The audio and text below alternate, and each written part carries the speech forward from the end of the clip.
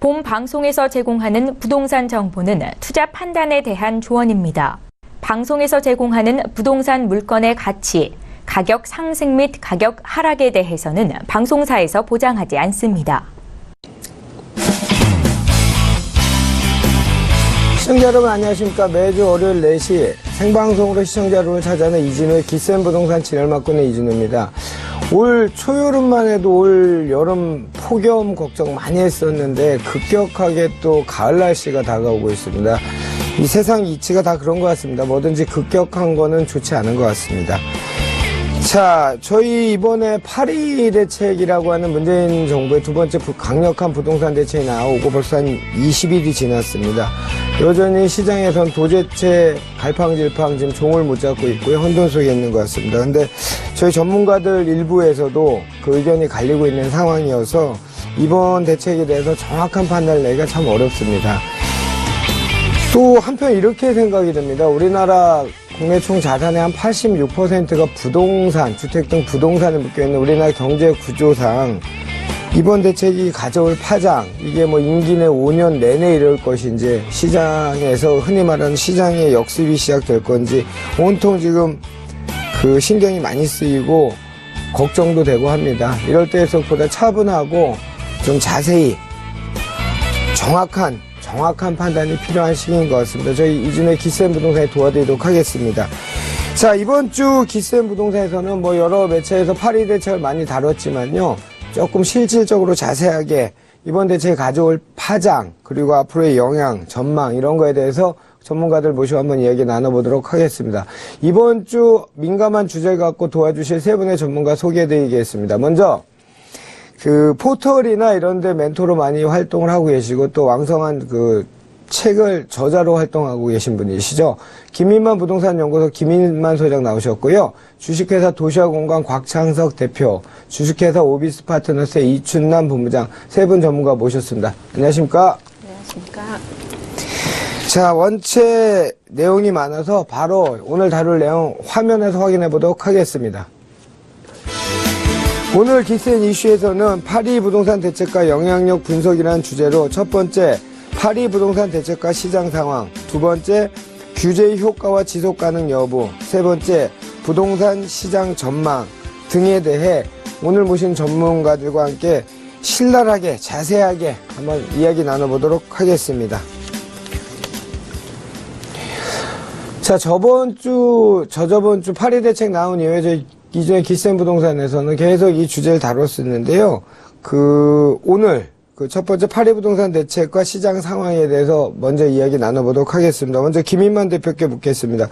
뭐 아까도 말씀드린 것처럼 한 20일이 지났는데요. 지금 정부에서는 뭐 이번에 국정운영 발표하면서도 또 대통령도 아직도 뭐 강력한 대책이 있다 이런 얘기도 하고 있고 정부에서는 이 8.2 대책의 효과에 대해서 어느 정도 믿음이 있는 것 같은데 어떻게 보셨습니까? 일단 첫 번째 갭 투자라고 하는 이 소액 투자들 어떻게 많이 상담해 본 결과 많이 줄었습니까? 여름 휴가 때 이제 대책이 나왔죠. 어떻게 보면 약간 기습적으로 8.2 대책이 발표가 되었는데요. 혼돈의 한 3주 정도가 된 것 같습니다. 뭐 전문가들도 좀 당황했고요. 시장 투자자들도 많이 당황을 한 것 같습니다. 뭐 분위기 자체는 8.2 대책 전후로 해서 이제 급격하게 바뀌고 있는데요. 8.2 대책 전만 하더라도 이제 뭐 투자 못해서 안달이 날 정도로 굉장히 뜨거운 분위기였는데 8.2 대책 발표되면서 언제 그랬냐는 듯이 뭐 오늘만 하더라도 이제 8.2 대책 전에 계약을 했는데 전화를 받았는데요. 계약을 해제해야 되는 거 아니냐. 아직 잔금 시점이 남았는데 계약금을 포기해야 되는 거 아니냐. 이런 전화도 받고 있습니다. 그만큼 많이 혼돈스러워하고 있고요. 뭐 단기적이지만 일단 효과는 있는 것 같습니다. 정부에서도 굉장히 뭐 긍정적인 평가를 내고 있는 것 같고요. 문재인 대통령도 이제 여러 뭐 방송 매체에서도 이제 좀 더 과열이 되면 추가 더 강력한 대책이 나올 것이라는 겁을 주면서 투자자들은 더 위축이 되고 있는 것 같습니다. 뭐 갭 투자 당연히 줄어든 것 같고요. 줄어들었다기보다는 굉장히 관망을 하고 있겠죠. 아직까지 실질 효과까지는 나온 상황은 아니고요. 심리 효과 정도로 영향을 주고 있기 때문에 앞으로 어떤 양상으로 흘러갈지 지금 많은 분들이 관망을 하고 있는 상황입니다. 좋습니다. 이춘남 본부장님은 뭐 계속 나올 때마다 요 멘트가 같은 멘트인데 현업에서 지금 공인 중개사를 하고 계시고 또 이런 부동산 전문가로 활동하고 있는데 말 그대로 휴가 다녀오실 무렵에 이런 게 나왔죠? 맞아요. 어떻습니까? 네, 작년 11.3 대책 나오기 한 달 전에는 그 거래가 거의 끊기다시피 했었어요. 그렇지만 11.3 대책이 나온 이후 곧바로 규제 제한 사항이 거의 없다라고 판단이 들어서 시장에서는 곧바로 매수 매도가 진행이 됐었죠. 그런데 파리 규제 대책 같은 경우에는 파리 규제 대책 나오기 바로 직전까지 거래가 왕성하게 됐었고, 파리 규제 대책이 나온 이후로는 그야말로 거래 절벽에 절벽 현상을 보여주고 있고요. 지금 추가로 8월 11일 날 세부 추가 지침이 좀 나왔었고요. 그리고 앞으로 금융 문제라든가 이런 9월에 추가적인 사항이 더 나올 예정이기 때문에 저조차도 상담이나 투자에 대해서 좀 더 지켜보자라는 견해를 갖고 있고요. 그리고 실제 매물을 매도하려는 분이나 매수하려는 분들도 이러한 이제 추가 규제 대책에 대해서 관심을 갖고 있는 상황이고요.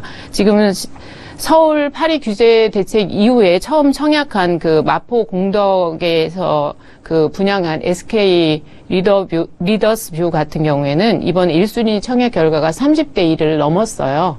그런 것들을 보면 여전히 서울 지역의 청약 시장은 관심의 대상이다라고 보고 있습니다. 뭐 그런 네. 거 같은 기사는 저도 봤는데 그거는 뭐 새로운 주택에 대한 신규 주택에 대한 갈망 뭐 이런 거겠죠. 실수요자. 맞습니다. 네.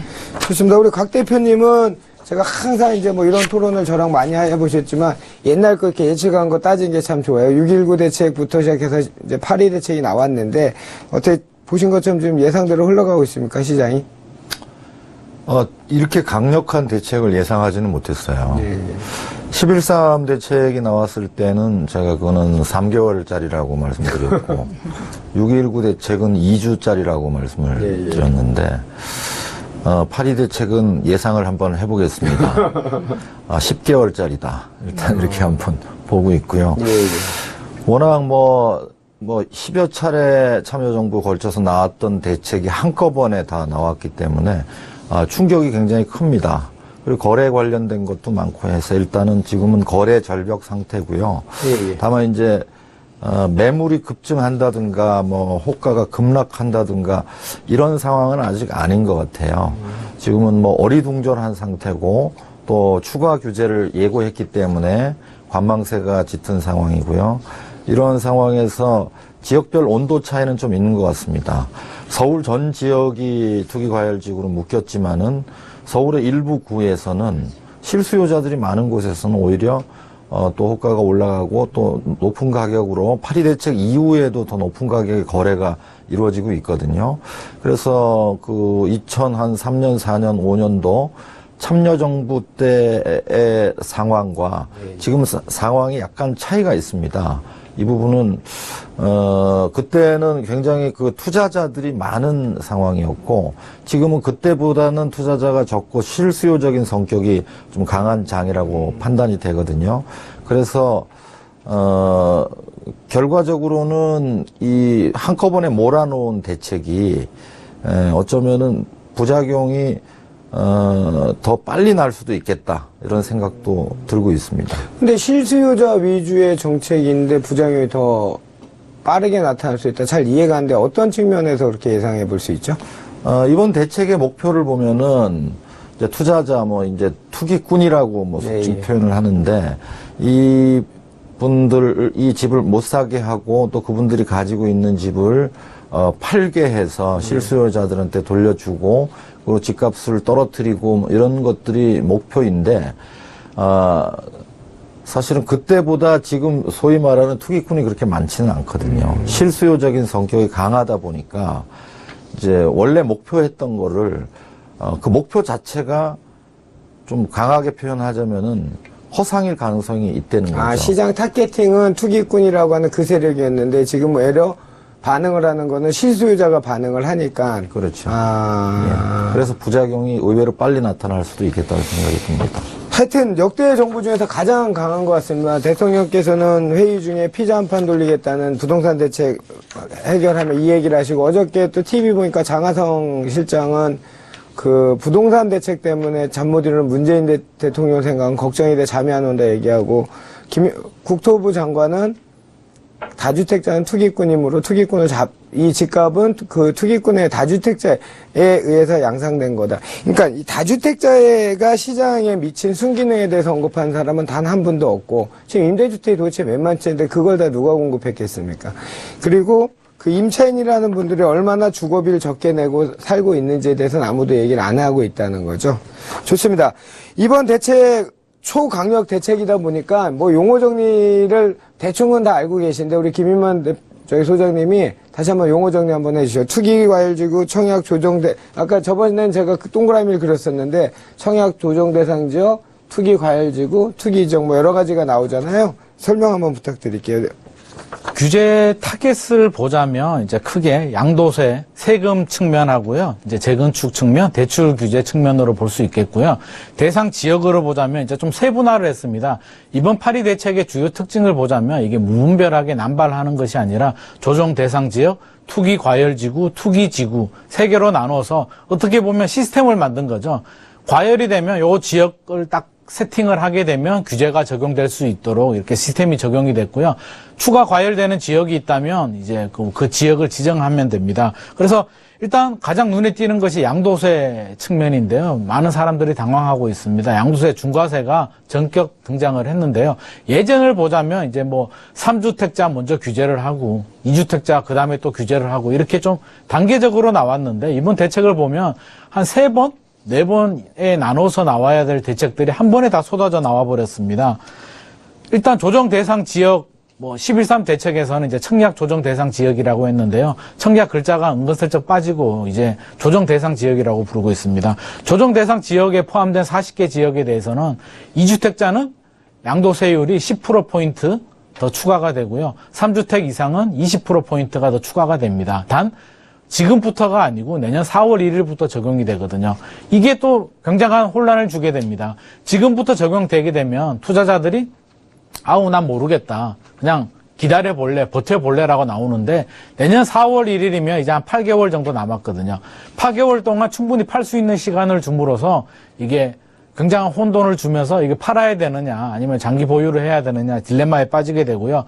또 유의해야 될 점은 투기지구 같은 경우에는 3주택자들은 바로 이게 10%포인트가 중과세가 됩니다. 그래서 투기지구에 지정된 지역 같은 경우에는 내년 4월 1일이 아니고 지금 8.3 대책 나온 이후부터 바로 10%포인트는 중과세가 되니까 그 3주택 이상 가지신 분들, 투기 대상 지역에 3주택 이상 분들은 좀 유의를 하셔야 될 것 같고요. 다른 부분은 이제 분양권이죠. 분양권을 이제 전매했을 때 양도세율이 50% 일괄 적용이 내년 1월 1일부터 됩니다. 또 눈에 띄는 것이 이제 1주택자죠. 2년 이상 보유하게 되면 양도세 비과세가 되었는데 이제 2년 이상 보유하게 되도록 이제 규정이 바뀌었습니다. 그래서 실수요자들도 이제 굉장히 좀 까다로운 양도세 규제를 받게 되고요. 청약 통장 같은 경우도 이제 예전으로 돌아가서 투기 과열 지구 같은 경우 2년 이상 경과 납입 횟수 24회 이상 납입으로 변경이 되었습니다. 결국 이렇게 된다면 이제 투기보다는 실수요자들이 청약받을 수 있는 확률이 더 높아질 수 있기 때문에 실수요자들은 오히려 더 기회가 될 수 있을 것 같고요. 대출 규제는 원래부터 강화되고 있었습니다. 이번 8.2 대책에서도 당연히 규제가 됐고요. 투기 과열 지구와 투기 지역에서는 LTV DTI 40% 적용이 되고요. 투기 지역은 세대당 한 건 정도 이제 대출만이 허용이 됩니다. 그래서 굉장한 타격을 주게 되는데 이미 작년부터 대출 규제는 굉장히 강하게 적용되고 있었기 때문에 사실 이번 대책은 대출 규제보다도 양도세라든지 이런 재건축 조합원 지위 양도 금지, 내년에 초과이익 환수 부활 확정됐죠. 이런 부분들이 굉장히 영향을 주게 되면서 투자 심리가 많이 위축이 되고 있습니다. 또 하나 눈에 띄는 게 주택거래 신고제가 부활이 되었습니다. 이게 굉장히 좀 번거로우면서도 곤혹스러운 내용인데요.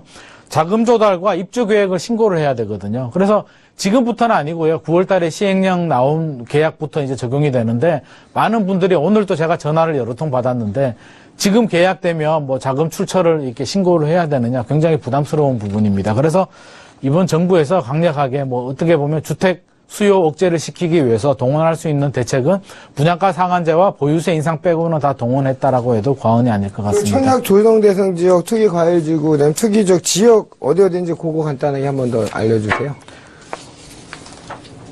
대상 지역 같은 경우는요, 조정 대상 지역 같은 경우는 총 40개 지역입니다. 서울 25개, 서울은 전 지역이 다 포함이 됐고요. 경기 과천, 성남, 하남, 고양시, 광명시, 남양주시, 동탄 2신도시, 화성시 전체가 아니고요. 동탄 2신도시만 포함이 되었습니다. 부산 같은 경우는 해운대, 연제, 동래, 부산, 진남, 남구죠. 수영구, 기장군 이렇게 해서 7개 구고요. 세종시가 포함이 되었습니다. 투기과열지구는 총 27개 지역인데요. 서울 25개 구 전 지역이 다 적용이 되었고요. 경기도 과천과 세종시가 포함이 되었습니다. 투기지구는 이제 좀 성격이 좀 강하기 때문에 서울, 강남, 서초, 송파, 강동, 용산, 성동, 노원, 마포, 양천, 영등포, 강서 11개 지역과 세종까지 12개 지역이 포함되었습니다. 감사합니다. 뭐 다 지정되다 보여지는데요. 자, 지속 가능 여부가 중요하죠. 우리가 항상 아까도 제가 뭐 대통령께서 얘기하신 거 포함해서 장관 실장님들 얘기한 게 이제 지속적으로 하겠다는 얘기로 시장에선 받아들이는 것 같거든요. 자, 김인만 소장님께 여쭤보겠습니다. 그 재건축 초과이익 환수제가 또 이제 내년 1일부터 일몰 없이 바로 시행될 것 같죠. 이번에 근데 대본대로 읽으면 좀 이상한 것 같아요. 왜냐하면 이게 뭘 잡힐까 이렇게 써있는데 잡히는 게 아니고 이번 그 재건축 초과이익 환수제가 미칠 파장, 영향 이런 걸 어떻게 보세요? 재건축 초과이익 환수는 이미 예상이 됐던 부분이고요. 아마 한 90% 정도는 내년에 이제 부활될 것이라고 이제 다 생각을 하고 있었는데 이번 대책에서 못을 박았죠. 확실하게 부활시키겠다라고 못을 박음으로써 어떻게 보면 파리 대책의 가장 큰 충격을 받은 시장은 재건축 시장입니다. 초과이익 환수뿐만 아니라 조합원 지위양수 검수는 지위양도 금지가 됐고요. 작년 6.19 대책 같은 경우는 주택수 줄어들었죠. 대출 규제 받고 이렇게 돼서 사실 강남 재건축 시장 같은 경우는 개점 휴업 상태가 되었습니다. 전혀 거래가 될 수 없는 상황이고요. 하지만 반대로 생각하면 이게 강남은 재건축이 아니면 공급 물량이 늘어나지 않는 곳이거든요. 그래서 신규 물량들, 새 아파트들 입주 물량들 또는 지금 공사가 들어가는 곳들은 오히려 더 희소 가치 때문에 한 1년, 2년 또 3년 후 정도 되면 오히려 더 부작용이 더 크게 나타나지 않을까 우려되는 상황입니다. 자, 곽 대표님 보시기에는 이번 규제 지속성 어떻게 보십니까? 이렇게 강한 대책을 내놨는데도 집값이 뛰면은 더 강한 대책을 내놓을 것 같아요. 근데 이제 그런 규제의 효과는 이제 또 다른 문제가 있을 것 같습니다. 이 규제의 효과는 이제 결국 집값을 안정시키는 효과를 바라는 건데, 의외로, 매매는 거래가 두절돼서, 일부 가격이 떨어질 수 있지만은, 전세가 오히려 뛰면서, 이제 최근에는 전세 매매가 거의 붙어 있기 때문에, 좀 장기적으로 보면은 또 전세가 매매를 밀어 올리는 장으로 바뀔 수 있거든요.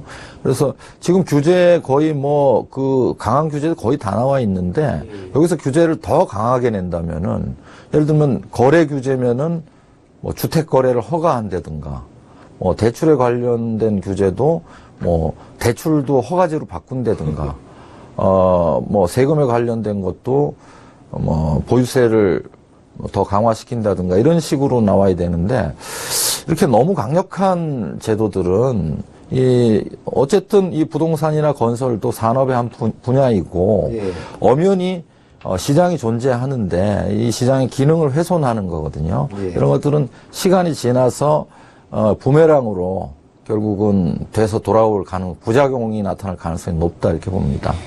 좋습니다. 이춘남 본부장님은 강남 소식 좀 전해주시죠. 현장 분위기 어떻습니까? 지금 이제 폐업을 언제쯤 해야 되는지 중개업소들이 지금 고민하고 있는 상황입니다. 맞습니다. 네. 지금 재건축 아파트의 조합원 지위 양도가 안 되기 때문에 매매 자체가 안 되고요. 지금 서울시 전체 재건축을 하고 있는 단지가 약 10만 8천 가구 정도 되는데요. 그 중에서 지금 거래 제한으로 묶이는 그 가구 수가 절반 수준입니다. 5만 5천 가구 정도 예상하시면 될 것 같고요. 재건축 추진 아파트를 3년 이상 소유한 자에 한해서 조합 설립 인가 이후 3년 내 사업 시행 인가 신청 못한 경우 5단지 단지나 뭐 아파트 등이 해당이 되는데요. 그런 아파트나 아니면 사업 시행 인가 후에 3년 내 착공을 못한 경우에 조합원 지위 양도를 허용하고 있는 가구들이 이제 절반을 차지하고 있다고 보시면 될 것 같습니다. 그 참여정부 때는 그 조합 설립 전에 그 소유하고 있던 사람에 한해서 1회 그 매매가 가능했었는데 지금은 그런 게 전혀 없이 경과 규정 없이 지금 이 규제 대책을 발표해서 조합원들의 불만이 정말 엄청나게 크고요. 과연 이 내 집이 사유재산인가라고 물을 정도로 지금 충격이 크게 다가오고 있습니다. 근데 이제 문제는 재건축 초과이익 환수제를 환수제가 이제 적용이 되면 결국에는 그 세금 부분이 갖고 소유자들이 세금을 내고 나중에 매도할 때 이 세금이 과연 누구한테로 전가될 것인가. 그러면 또 아파트 가격이 더 상승하지 않을까 하는 염려가 있고요. 그리고 매매가 안 되고 오랫동안 갖고 있다가 지금 김인만 소장님이 말씀하신 것처럼 입지가 탁월한 재건축 아파트의 가격이 폭등한다면 이거는 과연 또 누구의 책임인지 이런 부분도 한번 검토해봐야 될 것 같습니다. 자, 이럴 때일수록 전문가들이나 우리 시청자들이 좀 올바로 알고 계셔야 좋을 것 같습니다. 이거 통계를 인용하는 사람에 따라 이 통계치가 달라지는데요. 우리 곽창석 대표님은 요 얘기를 한번 하신 적 있죠. 저희 딴 프로에서 뭐냐면 보통 이제 물량을 얘기할 때 인허가 물량, 착공 물량, 준공, 입주 물량 이렇게 따지잖아요. 근데 오늘 그 기사화된 자료를 보니까 보통 인허가 물량에서 착공 물량이 차지하는 게 한 85.6%, 착공 물량에서 준공, 입주 물량이 한 86%, 7%. 그러니까 실제 인허가 물량하고 준공 물량하고는 한 25% 차이가 나는 거죠.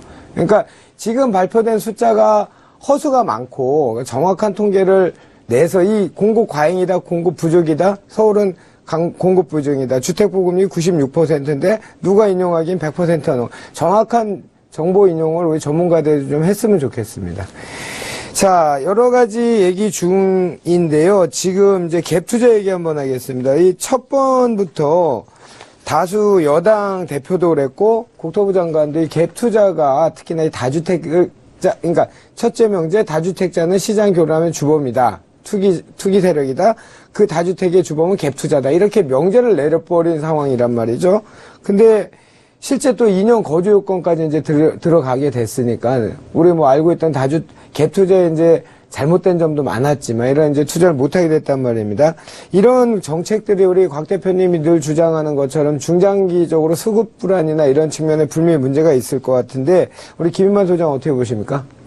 정부에서 이번 대책의 주 타겟이 이제 다주택자, 갭 투자가 주택 시장을 교란시킨다라고 이제 투기꾼 프레임을 만들었습니다. 근데 사실 좀 냉정하게 보자면 물론 문제가 있습니다. 한 사람이 10채씩, 20채씩 투자해서 이렇게 교란을 시키는 부분이 있지만 다주택자들의 긍정적인 측면에서 보자면 최근에 1년, 2년 동안 전세 문제란 말을 들어보셨습니까? 그렇죠. 안 나왔거든요.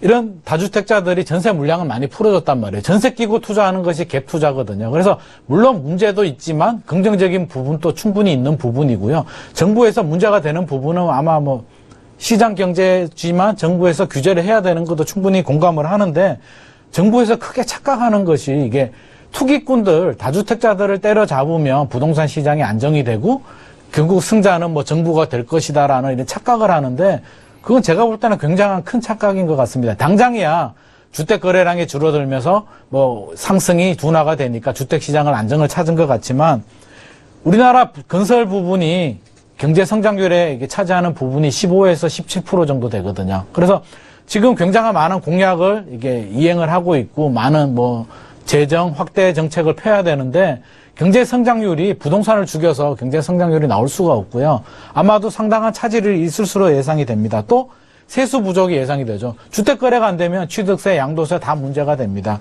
그래서 가장 큰 피해를 보는 건 오히려 정부가 될 것이다라고 저는 생각을 하고 있고요. 또 문제가 뭐냐면 투자자들은 투자가 필수가 아니에요. 그냥 내가 살 집을 살면 되고 투자는 해도 되고 안 해도 되고 기회가 되면 하는 거지 정부가 투자 못하게 하면 안 하면 그만이거든요. 투자 안 하게 되면 누가 손해를 보느냐. 세수 부족, 경제 성장률 둔화의 정부와 전세 물량이 안 나오게 되면 그 피해는 서민들이 보게 된단 말이에요. 조만간에 또 크게 한 2, 3년 후가 되면 전세 문제가 또 심각한 현상이 될 수가 있고요. 그 문제는 우리 곽 대표님 얘기하신 거하고 일맥상통하는 그렇죠. 부분인 또 여기서 뭐 전월세 상한제 이야기가 나오는데 이게 뭐 어떻게 보면 좀 안정을 시킬 수도 있지만 또 단기적으로 보면 시장에 혼란을 주게 되면서 아마 전세 시장은 크게 요동을 칠 가능성도 배제할 수 없을 것 같습니다. 자, 이어서 곽 대표님 좀 요 주제에 대해서 얘기 좀 해주시죠.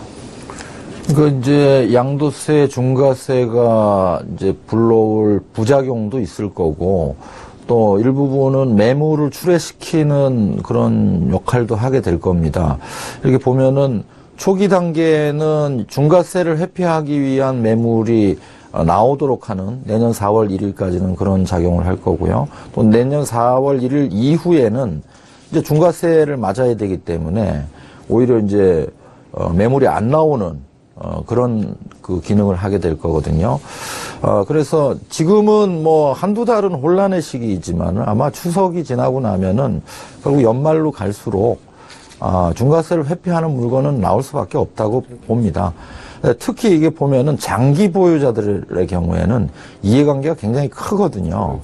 뭐 30년씩 보유를 했다. 장특공제가 또 배제되고. 그렇죠. 장기 보유 특별공제가 배제되고 또 66%까지 중과세를 맞아야 된다면은 우리가 쭉 우리가 30년 정도를 통계를 내보면은 그런 분들은 대체로 매매가에서 한 50에서 55% 정도의 세금을 평균 많이 내시는 분은 매매가의 60% 이상도 내게 되거든요. 그러면 사실 매매가의 절반 정도를 양도세로 낸다고 봤을 때 그런 분들이 대부분 그 주택 보유 형태가 전세를 놓고 있을 거란 말이죠. 근데 지금 전세가율이 평균이 70%가 넘는 상황이니까 이렇게 되면은 집을 팔면은 오히려 돈이 더 들어가야 되는 이런 아주 이상한 구조가 발생될 수 있습니다.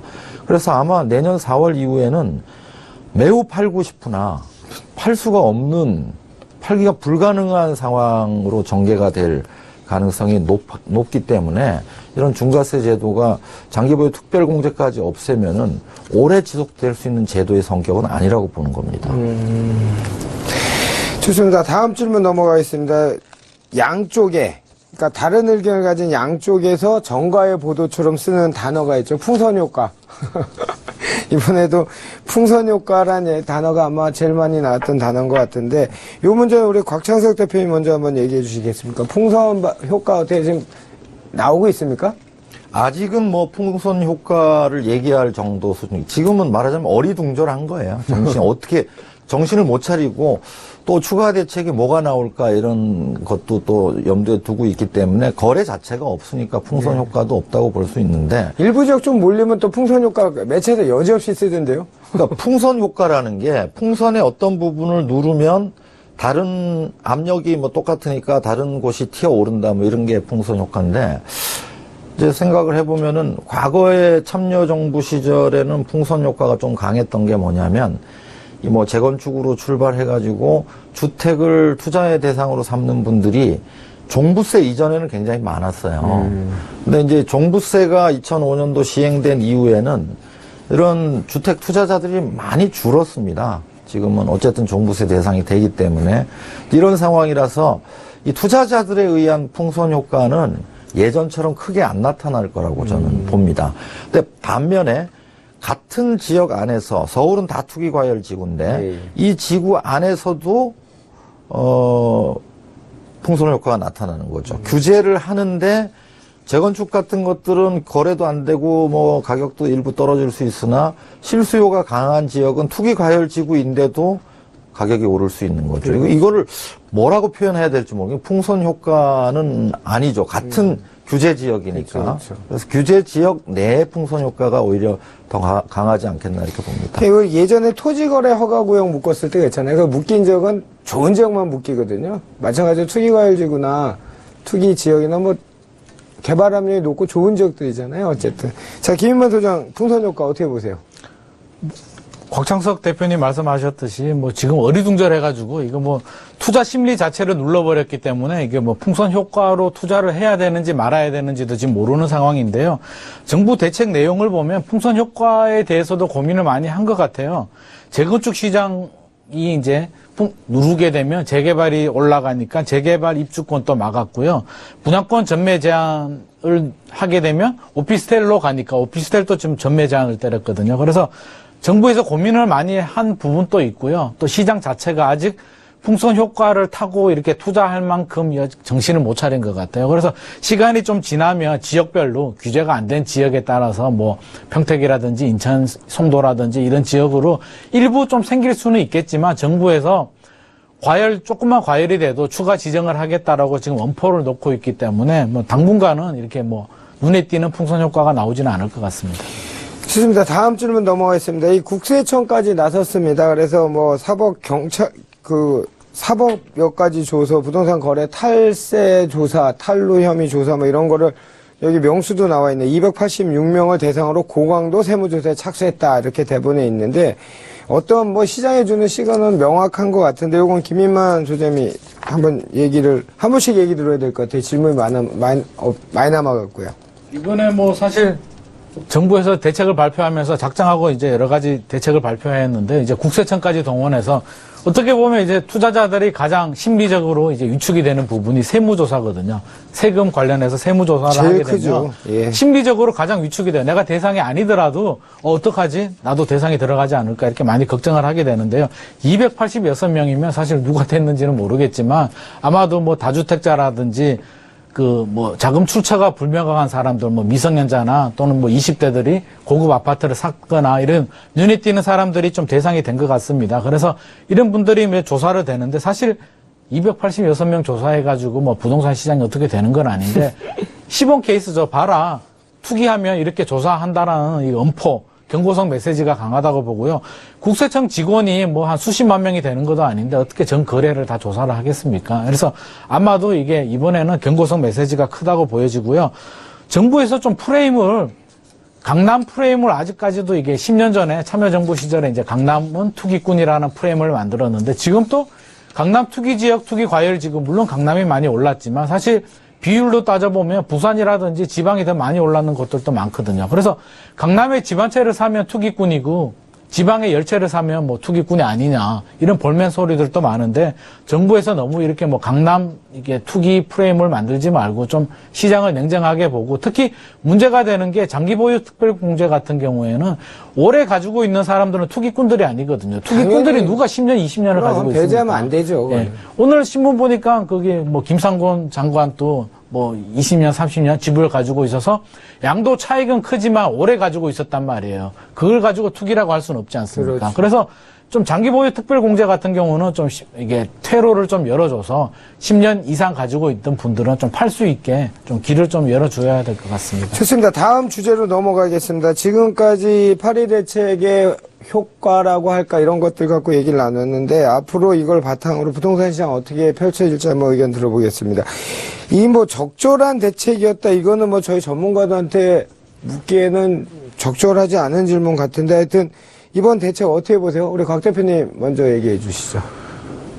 이제 어떤 측면에서 보느냐에 따라 적절성은 달라질 겁니다. 그렇죠. 뭐 집값 안정을 지상 과제로 삼는다면은 뭐 비교적 적절했다고 볼 수도 있지만은 과연 경제를 운용하는데 집값을 떨어뜨리는 게 과연 경제 정책의 목표가 되는 게 바람직한가 이런 거는 또 다른 문제거든요. 우선은 뭐 경기가 살고 우리가 소득 주도의 성장을 해야 되고 이런 것들이 있다면은 제가 볼 때는 오로지 뭐 집값만 때려잡자 이게 지상 과제가 돼서는 안 된다고 보고요. 그리고 지금 보면은 대책의 강도가 너무 세다 보니까 이 전반적으로 부동산이라든가 건설 산업의 산업 전 후방 연관 효과가 있습니다. 이 관련된 산업들이 굉장히 많은데 이런 부동산 건설뿐만이 아니라 사실 대출 규제 때문에 어쩌면은 금융권까지도 이 감원 여파가 갈 수도 있거든요. 뭐 이사 도배 업체 뭐 이런 거는 두말할 필요도 없고요. 그래서 저는 뭐 강도가 너무 강하지 않았나 좀 적절치 않았다는 평가를 하고 싶습니다. 우리 이춘남 본부장 어떻게 보세요? 지금 이제 너무 과도한 규제로 인해서 시장도 멈춰 있는 상태고요. 그다음에 다주택자들도 지금 재건축 지위 양도 금지나 실거주 의무 기간 2년 등 이런 것들이 지금 부작용이 계속 나올 거라고 예상이 들어요. 그래서 이것을 조금씩 규제를 풀어주는 또 융통성이 있는 그런 대책이 추가로 나중에는 결국엔 나오지 않을까 이런 생각이 듭니다. 예를 들어서 지금 파리 규제 대책 바로 나오기 전에 그 계약 당시 계획을 세우고 매수한 분들이 계세요. 이런 분들 같은 경우에는 실제 거주를 해야 되고 그리고 매매도 할 수 없는 상황이기 때문에 민주주의 국가에서 사유재산을 이렇게 국가가 계속 과도한 규제로 하는 것이 맞는지 그런 의문이 들고요.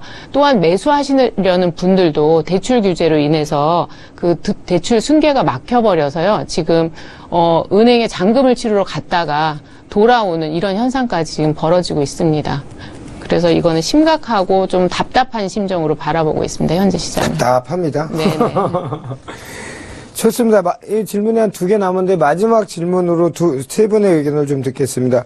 지금 아까도 뭐 여러 차례 얘기했지만 부동산 시장은 말 그대로 이제 공포, 또는 현업을 하고 있는 분들은 폐업, 이런 얘기까지 또 다른 부작용들이 벌써 나오고 있는 거고, 전부 시장 참여자고 전부 이 나라 국민 아니겠습니까? 똑같은 또 다른 측면의 피해자들이 나오고 있는 현재 그런 상황인데, 투자자들, 서울경제TV를 보시는 기센 부동산을 보시는 투자자들의 마음은 오죽하시겠습니까? 답답하고 관망만 해야 될 것 같은데, 투자자들은 어떻게 해야 좋을지, 우리 김인만 소장님, 곽창석 대표님, 이춘남 소장님 이렇게 듣고서 오늘 종료하도록 하겠습니다. 김인만 소장부터 얘기해 주십시오. 네. 이번 파리 대책이 발표가 됐는데 이제 보는 관점에 따라서 적절했냐, 적절하지 않았냐의 논란이 있는데 현 정부의 속마음을 좀 읽을 필요가 있을 것 같습니다. 현 정부가 사실 노무현 정부의 2탄이다, 이게 이런 말들이 있는데요. 현 정부의 표밭이라고 하죠. 이게 지지 기반 자체가 30, 40 세대들, 서민층, 주택을 가지지 못한 분들이 많거든요. 그래서 지지층을 위해서라면 어떻게 보면 지지층들이 굉장한 반발이 있었기 때문에 강한 규제를 할 수밖에 없었고요. 또 하나는 10년 전에 노무현 정부 시절에 부동산 때문에 질질질 끌려다니면서 어떻게 보면 노무현 정권이 실패한 정권으로 낙인을 찍혀버렸거든요. 그래서 아마도 문재인 정부에서는 이게 초반에 잡지 않으면 노무현 대통령처럼 이렇게 질질 끌려가지 않을까 하는 그런 트라우마가 작용이 된 것 같습니다. 그래서 처음부터 굉장히 강한 대책들이 나왔는데요. 제가 볼 때는 이렇게 강하게 거래가 중지되면 나중에 또 여러 부작용들이 생기기 때문에 이런 분위기가 오래 가지는 못할 것 같아요. 2003년도 노무현 정부 시절에 보더라도 2003년도에 대책이 나오고 2004년도는 안정을 찾고 2005년도에 다시 오르면서 또 규제를 했거든요. 그래서 얘기는 할 것도 없다니까요. 그때랑 다르다고 얘기하니까. 그래서 이번에를 보자면 너무 겁먹지 말고, 물론 리스크 관리가 안 되는 분들이야 사실 한 2년, 3년 정도는 저는 고비라고 생각하는데 그 고비를 견디지 못하는 분들은 좀 여러 가지 관리를 해야겠지만 사실 자금 여력이 된다든지 버틸 수 있는 분들은 그렇게 걱정할 필요가 없다. 이번이 끝이 아니다. 3년이 지나면 어떤 식으로든 규제를 풀어주든지 또 다른 양상이 벌어지기 때문에 좀 기다릴 수 있는 이게 리스크 관리가 필요하다고 보고요. 실수요자들은 오히려 가점제라든지 여러 가지 혜택들이 많아졌거든요. 그래서 청약 통장이 있는 실수요자, 무주택자들은 청약에 좀 적극적인 도전을 할 필요도 있을 것 같아요. 다 썼습니다. 네. 우리 곽 대표님. 이 정부에서 투기꾼을 때려잡으려고 이런 대책을 내놨는데 이제 빠져나가는 방법을 가르쳐 달라고 하니까 이제 곤혹스러운 거죠. 아마 투자자들은 알아서 할 수 있을 것 같아요. 근데 문제는 실수요자들입니다. 예. 실수요자들은 이제 앞으로 주택을 구입할 수 있는 문이 굉장히 넓어졌다고 생각하기 쉬운데, 제가 볼 때는 오히려 문이 더 좁아진 것 같습니다. 그 돈을 갖고 그 가점제를 다 맞출 수 있는 사람이 몇 명이나 있겠습니까? 예상했던 것보다는 훨씬 더 신규 분양 물량이 줄어들 거예요. 그렇죠, 당연히 그렇죠. 좋은 지역, 인기 지역에서도 잘 나오기 힘들 거고요. 그래서 오히려 실수요자들은 이렇게 정부에서 판을 깔아줬으니까 적당한 수준으로 집값이 좀 안정됐을 때 좀 과감하게 내 집 마련을 하시라고 저는 권하고 싶은데, 그러나 지나놓고 보면 현실은 집값이 떨어지고 있는 상황에서는 실수요자들은 전세를 선택하거든요. 시장은 계속 유동적입니다. 살아서 움직이거든요. 지금 고정돼 있는 게 아닙니다. 그래서 정부에서 이렇게 기회를 줬을 때 더 적극적으로 내 집 마련을 하시라고 권하고 싶습니다.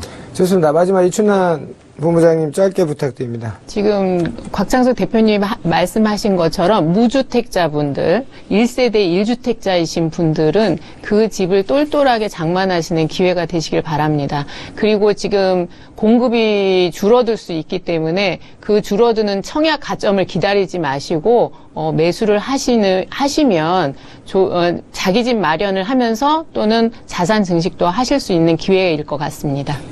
자, 시청자 여러분 오늘 잘 들으셨죠? 오늘 세 분의 전문가들 의견 공통된 게 있습니다. 투자자라면 어쨌든 관망을 알아서 스스로 잘 하실 거고, 실수요자들이라면 뭐 돈이 그렇게 많은 분들이 그 가점을 다 맞출 수 있는 분이 있는지는 모르겠지만 적극적으로 떨어질 때 더 기다리지 마시고 적극적으로 내 집 마련, 정부에서 이렇게 하라고 할 때 그 기회를 줬을 때 잘 내 집 마련 하시는 그런 그 타이밍이 됐으면 좋겠습니다. 자, 오늘 이슈 여기까지 하겠습니다. 오늘 여러분들한테 많이 도움 되셨길 바라겠습니다. 오늘 좋은 말씀 수고해 주신 김인만 소장과 곽창석 대표님은 여기서 인사드리도록 하겠습니다. 오늘 수고 많으셨습니다. 저는 잠시 후 이춘환 본부장과 함께 투자가치 높은 기세 매물로 돌아오도록 하겠습니다.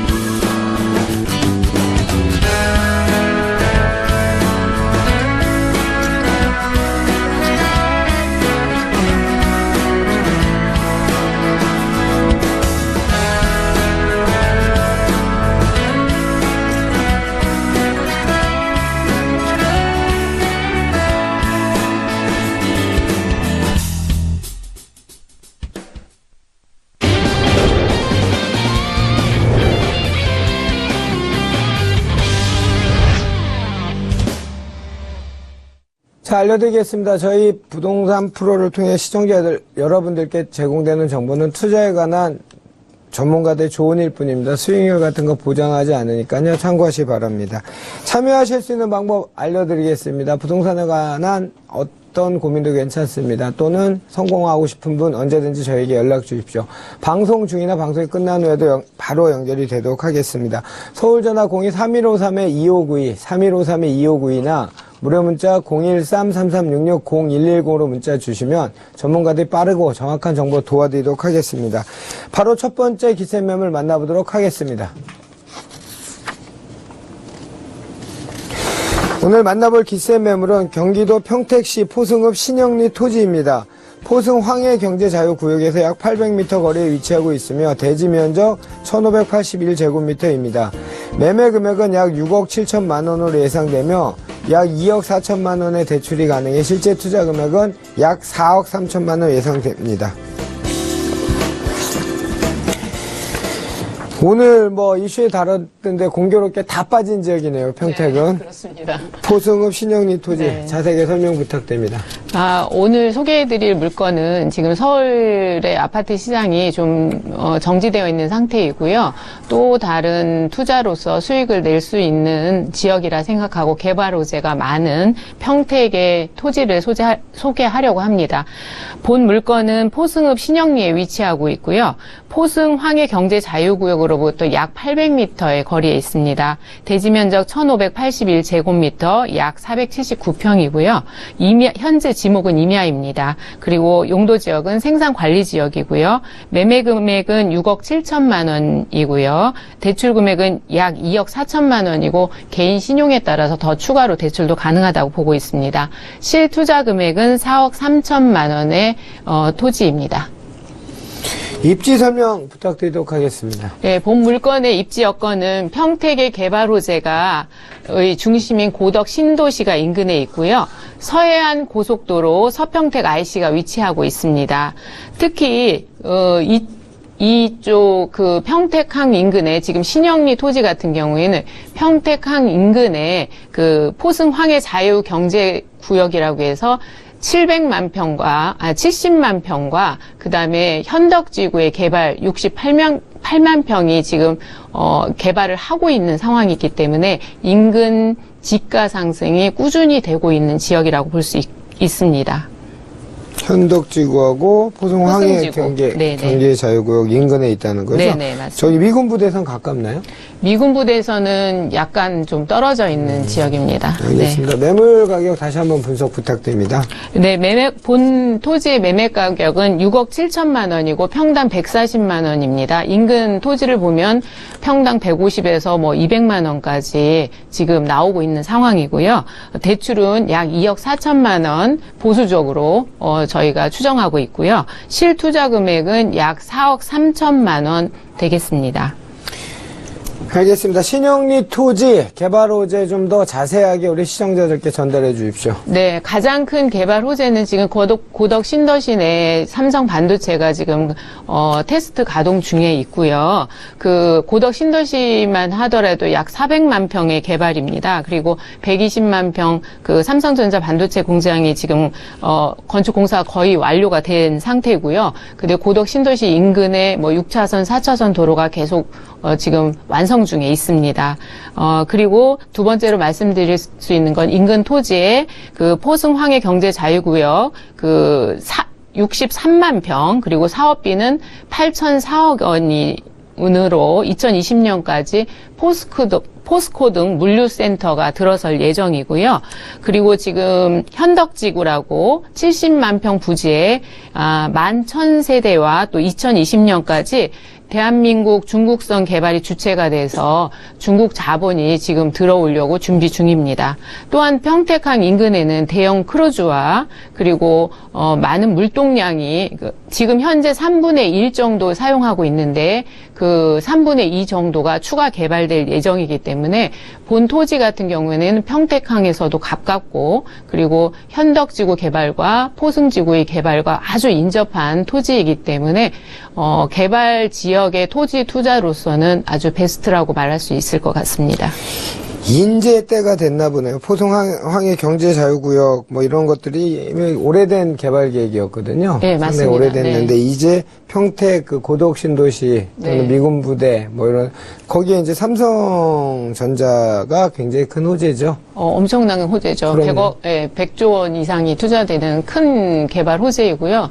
그리고 지금 실제적으로 고덕 신도시 인근 내에서 토지 투자를 하셨다가 차익 실현을 하신 분들이 지금 제가 말씀드린 평택항 인근이나 포승지구 인근으로 다시 재투자하는 모습을 볼 수 있습니다. 알겠습니다. 신영리 토지 관심 갖는 분들 많으실 것 같은데요. 우리 시청자들 위해서 전체적인 정리와 함께 투자 시 유의사항 짚어주십시오. 네, 요즘 투자 수익을 내기 어려운 부동산 시장입니다. 그렇지만 이렇게 업무 지역이나 산업 지구가 많이 들어오는 개발 호재가 많은 곳의 인근의 토지들은 지가 상승이 여러분들이 토지 투자할 때 다음 세대의 수익을 본다라고 생각하시면 그거는 잘못된 투자라고 볼 수 있고요. 실제적으로 투자 수익이 매우 좋은 상황이고요. 현장을 다녀보시지 않고서는 평택 토지가가 많이 올랐다고 생각하시겠지만 앞으로도 지가 상승이 추가적으로 예상이 되는 지역이기 때문에 추천하게 됐습니다. 네, 과일 안 따먹고서 저거 실 거야 얘기하는 거 맞습니다. 똑같은 거죠. 네. 자, 오늘 기세 매물 소개해 주신 이춘남 본부장이 진행한 세미나가 있습니다. 세미나 소개 부탁드립니다. 네. 매주 금요일 저희가 투자 세미나를 진행하는데요. 이번 주에는 그 8월 25일 금요일 오후 2시에 진행을 하고요. 서울시 서초구 서초동 1599-2 LG 에클라트 오비스트 세미나실에서 진행합니다. 투자 세미나 주제는 서울 지역별 투자 전략입니다. 지금 8.2 규제 대책이 나오면서 어떻게 투자를 해야 되는지 고민이 많으신 분들이 고민이 많으실 텐데요. 지금 서울 지역만 하더라도 투자를 어떻게 해야 되는 차이점들이 많이 나타나고 있습니다. 세미나에 오셔서 좋은 정보 받아가시길 바라겠습니다. 오늘 기센 이슈에 좋은 정보 주셨고 기센 매물까지 소개해 주신 주식회사 오비스 파트너스의 이춘남 본부장님과는 여기서 인사 나누도록 하겠습니다. 오늘 수고 많으셨습니다. 자, 오늘 기센 매물 화면으로 다시 한번 확인시켜 드리도록 하겠습니다.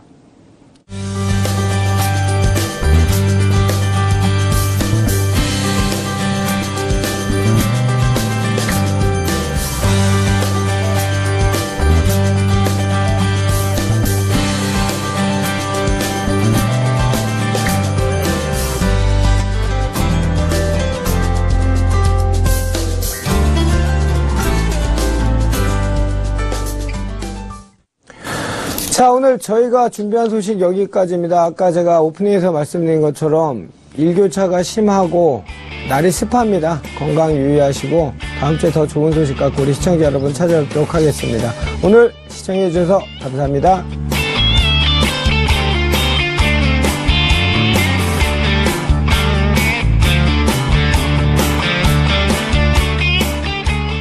본 방송에서 제공하는 부동산 정보는 투자 판단에 대한 조언입니다. 방송에서 제공하는 부동산 물건의 가치, 가격 상승 및 가격 하락에 대해서는 방송사에서 보장하지 않습니다. 같은 경우에는 이번 1순위 청약 결과가 30대 1을 넘었어요. 그런 것들을 보면 여전히 서울 지역의 청약 시장은 관심의 대상이다라고 보고 있습니다. 뭐 그런 거 같은 기사는 저도 봤는데 그거는 뭐 새로운 주택에 대한 신규 주택에 대한 갈망 뭐 이런 거겠죠. 실수요자. 맞습니다. 네. 좋습니다. 우리 곽 대표님은 제가 항상 이제 뭐 이런 토론을 저랑 많이 해보셨지만 옛날 거 이렇게 예측한 거 따진 게 참 좋아요. 6.19 대책부터 시작해서 이제 8.2 대책이 나왔는데 어떻게 보신 것처럼 지금 예상대로 흘러가고 있습니까, 시장이? 이렇게 강력한 대책을 예상하지는 못했어요. 네. 11.3 대책이 나왔을 때는 제가 그거는 3개월짜리라고 말씀드렸고 6.19 대책은 2주짜리라고 말씀을 드렸는데 8.2 대책은 예상을 한번 해보겠습니다. 10개월짜리다. 일단 이렇게 한번 보고 있고요. 워낙 뭐 10여 차례 참여정부 걸쳐서 나왔던 대책이 한꺼번에 다 나왔기 때문에 충격이 굉장히 큽니다. 그리고 거래 관련된 것도 많고 해서 일단은 지금은 거래 절벽 상태고요. 다만 이제 매물이 급증한다든가 뭐 호가가 급락한다든가 이런 상황은 아직 아닌 것 같아요. 지금은 뭐 어리둥절한 상태고 또 추가 규제를 예고했기 때문에 관망세가 짙은 상황이고요. 이런 상황에서 지역별 온도 차이는 좀 있는 것 같습니다. 서울 전 지역이 투기과열지구로 묶였지만은 서울의 일부 구에서는 실수요자들이 많은 곳에서는 오히려 또 호가가 올라가고 또 높은 가격으로 8.2 대책 이후에도 더 높은 가격의 거래가 이루어지고 있거든요. 그래서 그 2003년, 4년, 5년도 참여정부 때의 상황과 지금 상황이 약간 차이가 있습니다. 이 부분은 그때는 굉장히 그 투자자들이 많은 상황이었고 지금은 그때보다는 투자자가 적고 실수요적인 성격이 좀 강한 장이라고 판단이 되거든요. 그래서 결과적으로는 이 한꺼번에 몰아놓은 대책이 어쩌면은 부작용이 더 빨리 날 수도 있겠다 이런 생각도 들고 있습니다. 근데 실수요자 위주의 정책인데 부작용이 더 빠르게 나타날 수 있다. 잘 이해가 안 돼. 어떤 측면에서 그렇게 예상해 볼 수 있죠? 이번 대책의 목표를 보면은 이제 투자자 뭐 이제 투기꾼이라고 뭐 속칭 표현을 하는데 이 분들이 집을 못 사게 하고 또 그분들이 가지고 있는 집을 팔게 해서 실수요자들한테 돌려주고 그리고 집값을 떨어뜨리고 뭐 이런 것들이 목표인데 사실은 그때보다 지금 소위 말하는 투기꾼이 그렇게 많지는 않거든요. 실수요적인 성격이 강하다 보니까 이제 원래 목표했던 거를 그 목표 자체가 3주택자들은 바로 이게 10%포인트가 중과세가 됩니다. 그래서 투기지구에 지정된 지역 같은 경우에는 내년 4월 1일이 아니고 지금 83 대책 나온 이후부터 바로 10%포인트는 중과세가 되니까 그 3주택 이상 가지신 분들, 투기 대상 지역에 3주택 이상 분들은 좀 유의를 하셔야 될 것 같고요. 다른 부분은 이제 분양권이죠. 분양권을 이제 전매했을 때 양도세율이 50% 일괄 적용이 내년 1월 1일부터 됩니다. 또 눈에 띄는 것이 이제 1주택자죠. 2년 이상 보유하게 되면 양도세 비과세가 되었는데 이제 2년 이상 보유하게 되도록 이제 규정이 바뀌었습니다. 그래서 실수요자들도 이제 굉장히 좀 까다로운 양도세 규제를 받게 되고요. 청약 통장 같은 경우도 이제 예전으로 돌아가서 투기 과열 지구 같은 경우 2년 이상 경과 납입 횟수 24회 이상 납입으로 변경이 되었습니다. 결국 이렇게 된다면 이제 투기보다는 실수요자들이 청약받을 수 있는 확률이 더 높아질 수 있기 때문에 실수요자들은 오히려 더 기회가 될 수 있을 것 같고요. 대출 규제는 원래부터 강화되고 있었습니다. 뭐 이번 8.2 대책에서도 당연히 규제가 됐고요. 투기 과열 지구와 투기 지역에서는 LTV DTI 40% 적용이 되고요. 뭐 투기 지역은 세대당 한 건 정도 이제 대출만이 허용이 됩니다. 그래서 굉장한 타격을 주게 되는데 이미 작년부터 대출 규제는 굉장히 강하게 적용되고 있었기 때문에 사실 이번 대책은 대출 규제보다도 양도세라든지 이런 뭐 재건축 조합원 지위 양도 금지, 내년에 초과이익 환수 부활 확정됐죠. 이런 부분들이 굉장히 영향을 주게 되면서 투자 심리가 많이 위축이 되고 있습니다. 또 하나 눈에 띄는 게 주택거래 신고제가 부활이 되었습니다. 이게 굉장히 좀 번거로우면서도 곤혹스러운 내용인데요. 자금 조달과 입주 계획을 신고를 해야 되거든요. 그래서 지금부터는 아니고요. 9월 달에 시행령 나온 계약부터 이제 적용이 되는데 많은 분들이 오늘도 제가 전화를 여러 통 받았는데 지금 계약되면 뭐 자금 출처를 이렇게 신고를 해야 되느냐 굉장히 부담스러운 부분입니다. 그래서 이번 정부에서 강력하게 뭐 어떻게 보면 주택 수요 억제를 시키기 위해서 동원할 수 있는 대책은 분양가 상한제와 보유세 인상 빼고는 다 동원했다라고 해도 과언이 아닐 것 같습니다. 청약 조정 대상 지역, 투기 과열 지구, 그다음 투기적 지역 어디인지 그거 간단하게 한 번 더 알려주세요. 대상 지역 같은 경우는요, 조정 대상 지역 같은 경우는 총 40개 지역입니다. 서울 25개, 서울은 전 지역이 다 포함이 됐고요. 경기 과천, 성남, 하남, 고양시, 광명시, 남양주시, 동탄 2신도시, 화성시 전체가 아니고요. 동탄 2신도시만 포함이 되었습니다. 부산 같은 경우는 해운대, 연제, 동래, 부산 진, 남구죠. 수영구, 기장군 이렇게 해서 7개 구고요. 세종시가 포함이 되었습니다. 투기 과열 지구는 총 27개 지역인데요. 서울 25개 구 전 지역이 다 적용이 되었고요. 경기도 과천과 세종시가 포함이 되었습니다. 투기 지구는 이제 좀 성격이 좀 강하기 때문에 서울, 강남, 서초, 송파, 강동, 용산, 성동, 노원, 마포, 양천, 영등.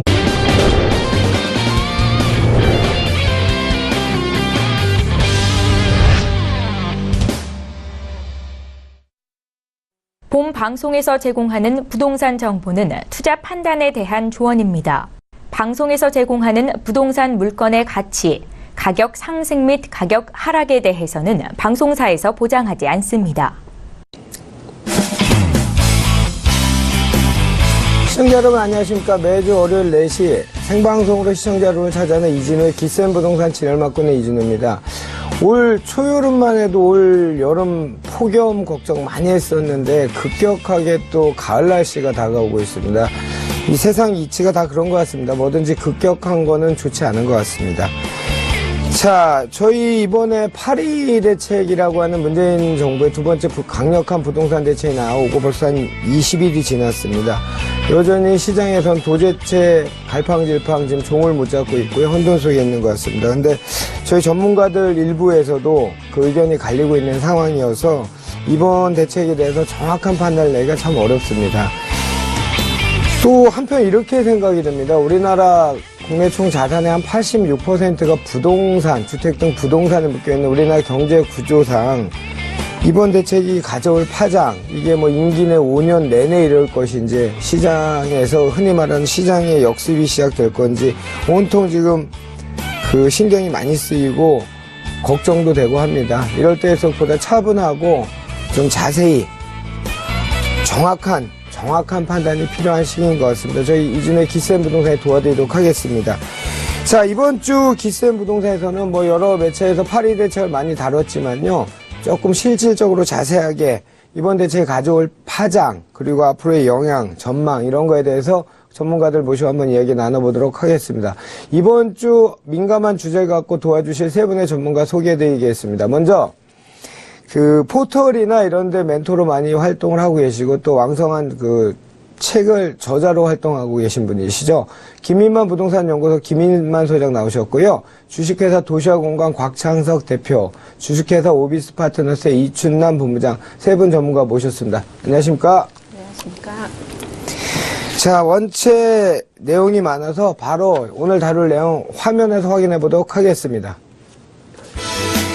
오늘 기센 이슈에서는 파리 부동산 대책과 영향력 분석이라는 주제로 첫 번째, 파리 부동산 대책과 시장 상황, 두 번째, 규제의 효과와 지속 가능 여부, 세 번째, 부동산 시장 전망 등에 대해 오늘 모신 전문가들과 함께 신랄하게 자세하게 한번 이야기 나눠보도록 하겠습니다.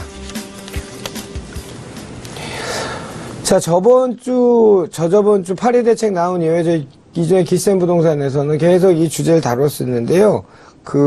오늘 첫 번째 파리 부동산 대책과 시장 상황에 대해서 먼저 이야기 나눠보도록 하겠습니다. 먼저 김인만 대표께 묻겠습니다. 뭐 아까도 말씀드린 것처럼 한 20일이 지났는데요. 지금 정부에서는 뭐 이번에 국정운영 발표하면서도 또 대통령도 아직도 뭐 강력한 대책이 있다 이런 얘기도 하고 있고 정부에서는 이 파리 대책의 효과에 대해서 어느 정도 믿음이 있는 것 같은데 어떻게 보셨습니까? 일단 첫 번째 갭 투자라고 하는 이 소액 투자들 어떻게 많이 상담해 본 결과 많이 줄었습니까? 여름 휴가 때 이제 대책이 나왔죠. 어떻게 보면 약간 기습적으로 파리 대책이 발표가 되었는데요. 혼돈의 한 3주 정도가 된 것 같습니다. 뭐 전문가들도 좀 당황했고요. 시장 투자자들도 많이 당황을 한 것 같습니다. 뭐 분위기 자체는 파리 대책 전후로 해서 이제 급격하게 바뀌고 있는데요. 파리 대책 전만 하더라도 이제 뭐 투자 못해서 안달이 날 정도로 굉장히 뜨거운 분위기였는데 파리 대책 발표되면서 언제 그랬냐는 듯이 뭐 오늘만 하더라도 이제 파리 대책 전에 계약을 했는데 전화를 받았는데요. 계약을 해제해야 되는 거 아니냐. 아직 잔금 시점이 남았는데 계약금을 포기해야 되는 거 아니냐. 이런 전화도 받고 있습니다. 그만큼 많이 혼돈스러워하고 있고요. 뭐 단기적이지만 일단 효과는 있는 것 같습니다. 정부에서도 굉장히 뭐 긍정적인 평가를 내고 있는 것 같고요. 문재인 대통령도 이제 여러 뭐 방송 매체에서도 이제 좀 더 과열이 되면 추가 더 강력한 대책이 나올 것이라는 겁을 주면서 투자자들은 더 위축이 되고 있는 것 같습니다. 뭐 갭 투자 당연히 줄어든 것 같고요. 줄어들었다기보다는 굉장히 관망을 하고 있겠죠. 아직까지 실질 효과까지는 나온 상황은 아니고요. 심리 효과 정도로 영향을 주고 있기 때문에 앞으로 어떤 양상으로 흘러갈지 지금 많은 분들이 관망을 하고 있는 상황입니다. 좋습니다. 이춘남 본부장님은 뭐 계속 나올 때마다 이 멘트가 네. 같은 멘트인데 현업에서 지금 공인중개사를 하고 계시고 또 이런 부동산 전문가로 활동하고 있는데 말 그대로 휴가 다녀오실 무렵에 이런 게 나왔죠? 맞아요. 어떻습니까? 네, 작년 11.3 대책 나오기 한 달 전에는 그 거래가 거의 끊기다시피 했었어요. 그렇지만 11.3 대책이 나온 이후 곧바로 규제 제한 사항이 거의 없다라고 판단이 들어서 시장에서는 곧바로 매수 매도가 진행이 됐었죠. 그런데 파리 규제 대책 같은 경우에는 파리 규제 대책 나오기 바로 직전까지 거래가 왕성하게 됐었고 파리 규제 대책이 나온 이후로는 그야말로 거래 절벽에 절벽 현상을 보여주고 있고요.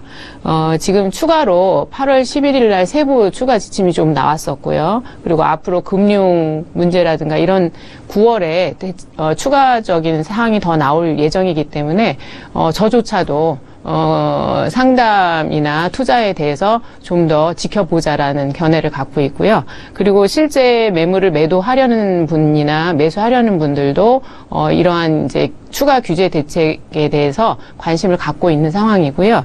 지금은 서울 파리 규제 대책 이후에 처음 청약한 그 마포 공덕에서 그 분양한 SK 리더스뷰 좀 강하게 표현하자면은 허상일 가능성이 있다는 거죠. 아, 시장 타겟팅은 투기꾼이라고 하는 그 세력이었는데 지금 오히려 반응을 하는 거는 실소유자가 반응을 하니까. 그렇죠. 아. 예. 그래서 부작용이 의외로 빨리 나타날 수도 있겠다는 생각이 듭니다. 하여튼 역대 정부 중에서 가장 강한 것 같습니다. 대통령께서는 회의 중에 피자 한 판 돌리겠다는 부동산 대책 해결하면 이 얘기를 하시고, 어저께 또 TV 보니까 장하성 실장은 그 부동산 대책 때문에 잠 못 이루는 문재인 대통령 생각은 걱정이 돼 잠이 안 온다 얘기하고, 국토부 장관은 다주택자는 투기꾼이므로 이 집값은 그 투기꾼의 다주택자에 의해서 양상된 거다. 그러니까 이 다주택자가 시장에 미친 순기능에 대해서 언급한 사람은 단 한 분도 없고, 지금 임대주택이 도대체 몇만 채인데 그걸 다 누가 공급했겠습니까?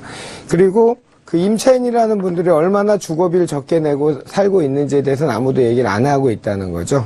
좋습니다. 이번 대책 초강력 대책이다 보니까 뭐 용어 정리를 대충은 다 알고 계신데, 우리 김인만 소장님이 다시 한번 용어 정리 한번 해주시죠. 투기과열지구 청약 조정대, 아까 저번엔 제가 그 동그라미를 그렸었는데 청약 조정대상지역, 투기과열지구, 투기지역 뭐 여러 가지가 나오잖아요. 설명 한번 부탁드릴게요. 규제 타겟을 보자면 이제 크게 양도세, 세금 측면하고요. 이제 재건축 측면, 대출 규제 측면으로 볼 수 있겠고요. 대상 지역으로 보자면 이제 좀 세분화를 했습니다. 이번 8.2 대책의 주요 특징을 보자면 이게 무분별하게 남발하는 것이 아니라 조정 대상 지역, 투기 과열지구, 투기지구 세 개로 나눠서 어떻게 보면 시스템을 만든 거죠. 과열이 되면 요 지역을 딱 세팅을 하게 되면 규제가 적용될 수 있도록 이렇게 시스템이 적용이 됐고요. 추가 과열되는 지역이 있다면 이제 그 지역을 지정하면 됩니다. 그래서 일단 가장 눈에 띄는 것이 양도세 측면인데요. 많은 사람들이 당황하고 있습니다. 양도세 중과세가 전격 등장을 했는데요. 예전을 보자면 이제 뭐 3주택자 먼저 규제를 하고 2주택자 그 다음에 또 규제를 하고 이렇게 좀 단계적으로 나왔는데, 이번 대책을 보면 한 3번? 4번에 나눠서 나와야 될 대책들이 한 번에 다 쏟아져 나와 버렸습니다. 일단 조정 대상 지역, 11.3 대책에서는 이제 청약 조정 대상 지역이라고 했는데요. 청약 글자가 은근슬쩍 빠지고 이제 조정 대상 지역이라고 부르고 있습니다. 조정 대상 지역에 포함된 40개 지역에 대해서는 2주택자는 양도세율이 10%포인트 더 추가가 되고요. 3주택 이상은 20%포인트가 더 추가가 됩니다. 단 지금부터가 아니고 내년 4월 1일부터 적용이 되거든요. 이게 또 굉장한 혼란을 주게 됩니다. 지금부터 적용되게 되면 투자자들이 난 모르겠다, 그냥 기다려볼래, 버텨볼래라고 나오는데, 내년 4월 1일이면 이제 한 8개월 정도 남았거든요. 8개월 동안 충분히 팔 수 있는 시간을 줌으로써 이게 굉장한 혼돈을 주면서 이게 팔아야 되느냐 아니면 장기 보유를 해야 되느냐 딜레마에 빠지게 되고요. 또 유의해야 될 점은 투기지구 같은 경우에는